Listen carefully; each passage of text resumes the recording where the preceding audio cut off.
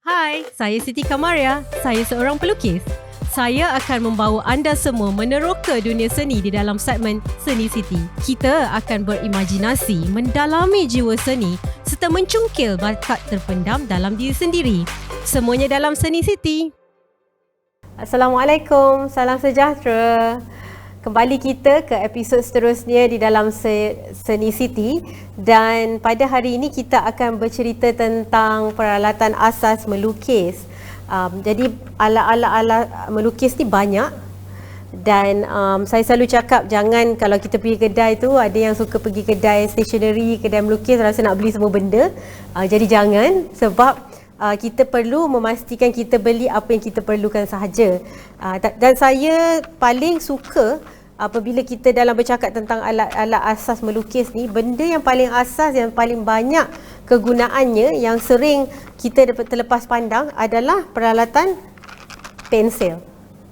Pensil adalah alatan melukis yang paling asas yang kita semua ada di rumah, dan kita boleh cuba, kira-kira kita belum lagi mempunyai warna-warna yang mahal dan sebagainya, kita boleh menggunakan pensil. Dan pensil juga ada mempunyai berbagai jenis saiz, bermula daripada saiz H, HB, 2A, 2B, dan sekiranya kita nak melukis, kita memerlukan saiz H, kerana ini untuk memastikan kita tidak meninggalkan kesan-kesan tumpuk hitam di atas kertas melukisan kita ataupun kanvas. Jadi penting sekali untuk kita pastikan pensel kita ni kita beli yang berkualiti. Pensel juga ada banyak jenis ya. Dan dari segi macam kalau umur, kalau anak kita masih kecil bawah 6 tahun dan jari jemari mereka masih lagi nak membiasakan memegang pensel, jadi kita ada jenis pensel yang untuk ideal grip, yang di mana dia boleh memegang walaupun tangan dia masih baru lagi mula nak belajar melukis, memegang pensel. Jadi beli jenis yang bentuk diamond 3 segi ni, yang dia bentuk saiz jumbo, di mana kalau anak-anak anda masih terkia-kia memegang pensel, pensel ini yang sesuai. Untuk yang lebih profesional boleh beli pensel ini, tapi pastikan puan-puan beli saiz, beli jenis yang sesuai untuk melukis. Macam ini dibuat daripada graphite, dan ada sini ada H, HB, 2B dan sebagainya, dan ini sangat cantik untuk kita buat sketching dan lukisan. Ini paling asas. Kalau tak ada yang satu set ni, dapat H, HB, 2B pun sudah boleh memulakan sketching dan lukis puan. Jadi seterusnya, setelah kita mempunyai pensil dan juga pemadam pun ada berbagai jenis. Pemadam ada pemadam biasa, ada party eraser, dan semua ini sekiranya lebih advance untuk kita belajar tentang sketching and drawing, kita boleh go through satu-satu. Tapi hari ini kita akan go through secara general tentang peralatan-peralatan melukis lah. Dan seterusnya, antara peralatan melukis yang ramai ada adalah warna pensil. Dan warna pensil ni ada pelbagai jenis. Ada yang jenis profesional, ada juga jenis pensil warna yang untuk kanak-kanak. Tetapi ianya memang sudah cukup untuk mula melukis. Sebab kenapa? Peralatan adalah asas, tetapi teknik-teknik tu yang menentukan lukisan itu cantik, berseni dan sebagainya. Itu yang kita nak pelajari. Tapi sekiranya sudah ada pensil warna pun sudah boleh upgrade untuk mewarnakan lukisan yang telah dilukis tadi. Okey, ada juga yang berkenan, contohnya untuk menggunakan catan air ataupun watercolor. Jadi dan ada pelbagai jenama. Jadi untuk penggunaan catan air ni, tidak semestinya kita membelikan anak kita set yang mahal. Contohnya di sini kita ada 15 warna. Dengan mempelajari teknik-teknik asas campuran warna, anak-anak kita cuma memerlukan warna-warna primary seperti biru, kuning dan merah. Jadi di sini warna-warna yang banyak ini untuk memudahkan anak kita belajar mewarna sekiranya masih lagi belum mempelajari teknik-teknik campuran warna. Tetapi itulah pentingnya apabila anak-anak kita belajar cara mencampur warna. Jadi tidak perlu untuk memberi set yang banyak-banyak sebegini.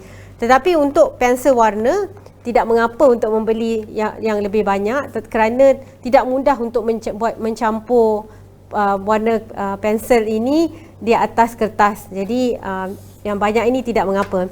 Dan seterusnya ada juga yang suka tentang menggunakan warna cat pastel ini, cat minyak pastel.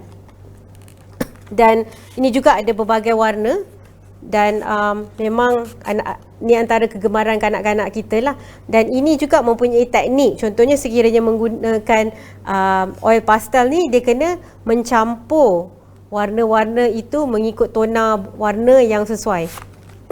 Dan oil pastel juga ada berbagai warna yang boleh dicampurkan. Seterusnya adalah cat akrilik, dan cat akrilik datang di dalam pelbagai bentuk. Ini di dalam tiub kecil.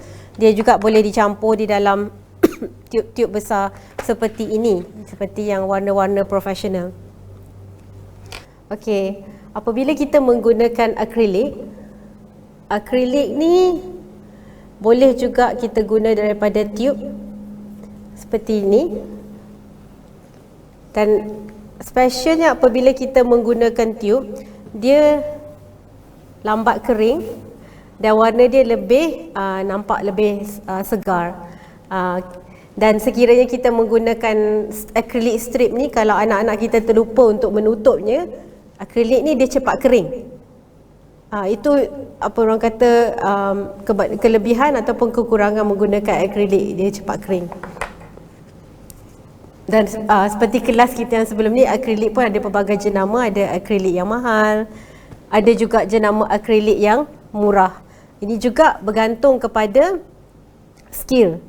Jadi dia tak ada beza mahal atau murah, dia bergantung kepada teknik-teknik melukis kita. Dan tetapi ada beberapa jenis warna yang berbaloi untuk kita beli mahal. Itu kena tonton episod sebelum ini yang menceritakan tentang kelebihan warna akrilik mahal atau murah.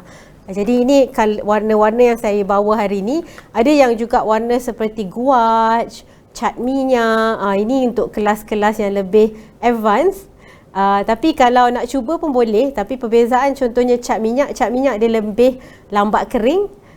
Dan juga gouache mempunyai teknik-teknik yang tersendiri yang boleh dipelajari untuk memastikan kita dapat memaksimalkan lukisan tersebut. Okey, lepas kita bercakap tentang pensel, warna, ada juga yang sebelum saya terlupa adalah pen. Pen ni kalau anak-anak kita atau siapa daripada kita yang suka melukis kartun, doodle dan sebagainya. Jadi pen ni sangat bergunalah, dan ini Artline. Pen ni sangat terkenal sekarang ni, yang ada juga Perdana Menteri kita yang suka menulis ataupun menandatangan menggunakan pen Artline 0.6 ni. Jadi ini antara pen-pen yang sesuai untuk kita buat doodle, buat lukisan, buat kartun dan sebagainya. Dan berbaloi untuk kita beli yang berkualiti kerana dia juga menentukan hasil lukisan kita supaya lebih cantik. Lagi satu, ada rahsia kalau kita dalam memilih peralatan melukis ni. Saya daripada teknik, peralatan lukisan yang penting untuk kita beli yang berkualiti adalah kertas ataupun kanvas. Okey. Sekiranya anak-anak kita ataupun perempuan menggunakan watercolor ataupun catatan air, sangat penting untuk memastikan kertas yang digunakan adalah kertas untuk melukis air, watercolor ataupun catatan air. Macam ni, watercolor pad ni. Dan watercolor pad pun kita kena faham macam mana nak pilih ya. Sebab dia ada pelbagai jenis. Dan yang pertama sekali yang kita perlu lihat adalah berapa gram, berapa berat dia. Kat sini 200 gram. Kenapa? Sebab sekiranya kertas kita itu terlalu ringan, ianya agak nipis. Dan apabila nipis, anak-anak kita ataupun diri kita bila kita melukis tu, kertas tu cepat berbulu. Itu antara satu masalah yang kenapa kanak-kanak kalau mula-mula belajar melukis, dia akan rasa sangat frustrated. Sebab lukis-lukis je dah berbulu. Dia akan rasa macam dia yang salah melukis kan. Tapi sebenarnya ia adalah kerana kertas yang dipilih tu tidak cukup tebal dan sedang berbulu. Jadi kalau lukisan yang minima yang bagi saya adalah 200 ke 300 GSM. Dan sekiranya lukisan itu mempunyai beberapa lapisan, 6 ke 7 lapisan, dan kita boleh pilih yang lebih tinggi GSM-nya, dan saya paling tinggi saya pernah beli adalah 600 GSM.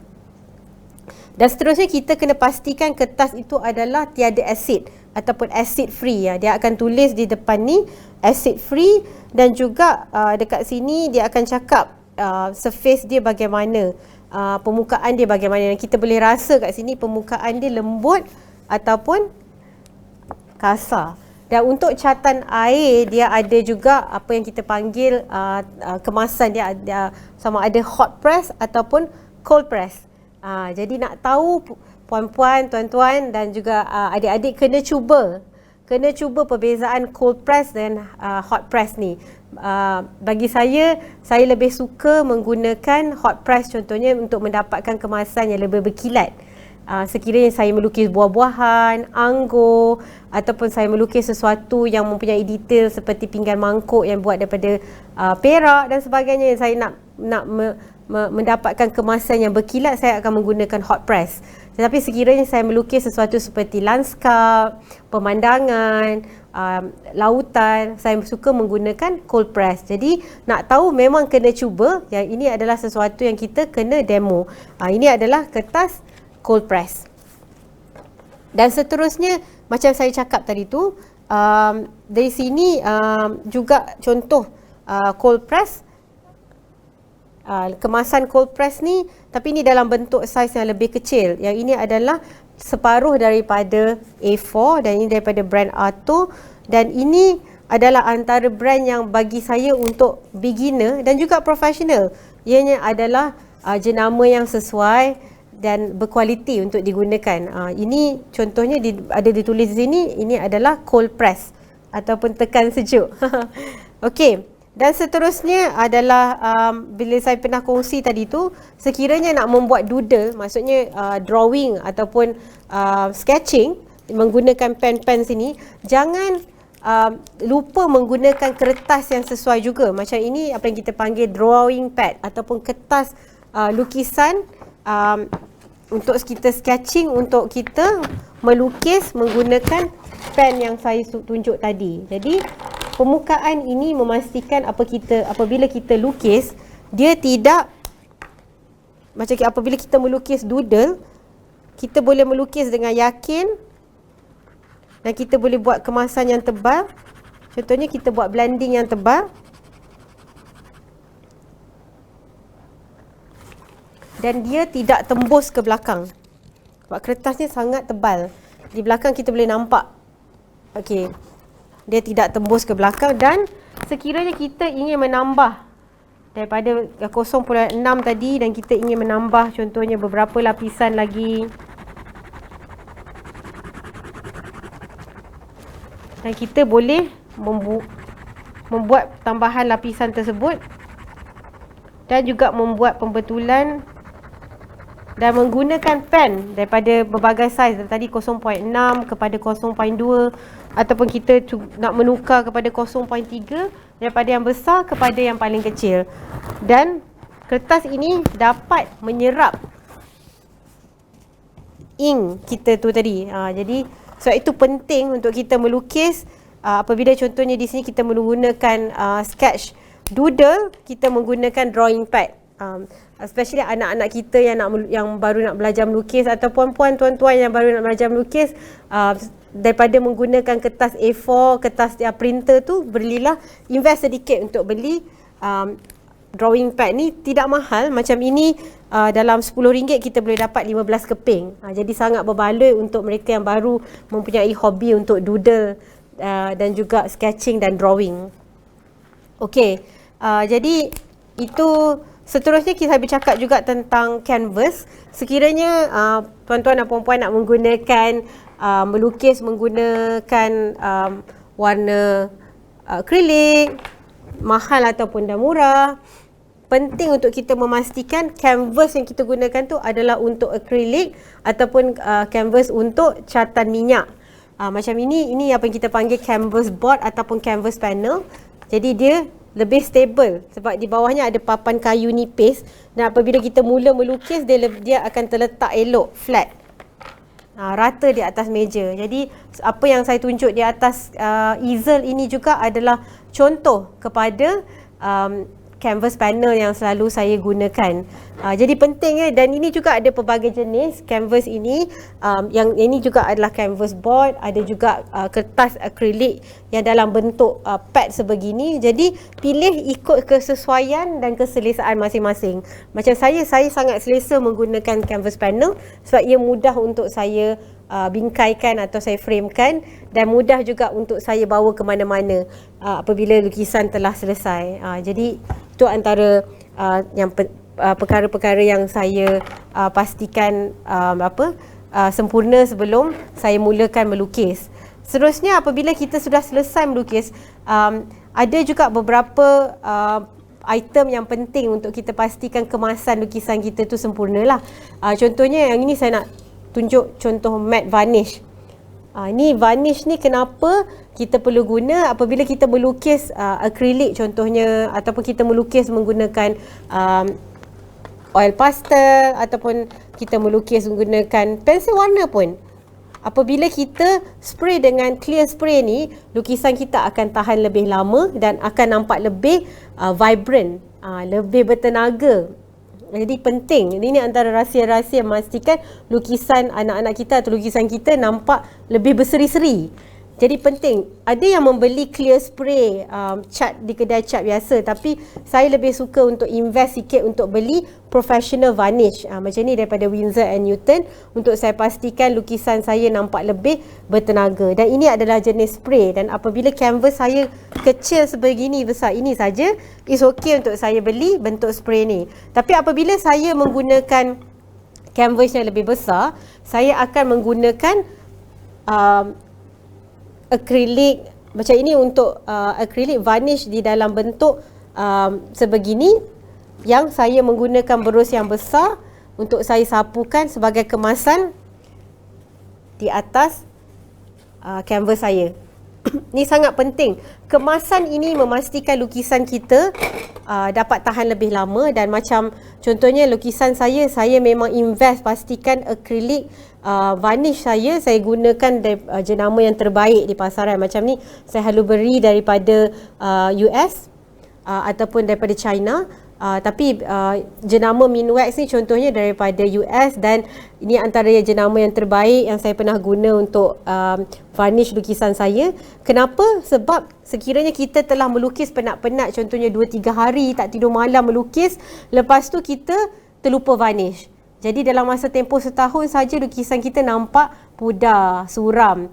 Dan juga kita dah belanja mahal-mahal, guna colour mahal-mahal, kita pula beli varnish yang murah. Dan itu sudah tentu cukup merugikan, kerana lukisan kita boleh rosak dalam masa yang singkat kerana kita tidak menggunakan varnish yang sesuai. Tetapi sekiranya walaupun kita menggunakan warna yang tidak begitu mahal tetapi teknik yang sempurna, tetapi kita invest untuk beli varnish yang baik, yang berkualiti, itu akan membawa kesempurnaan dan juga memberi satu perbezaan, keunikan kepada lukisan tuan-tuan dan puan-puan. Jadi my advice is that always invest in a good varnish dan a good varnish brush.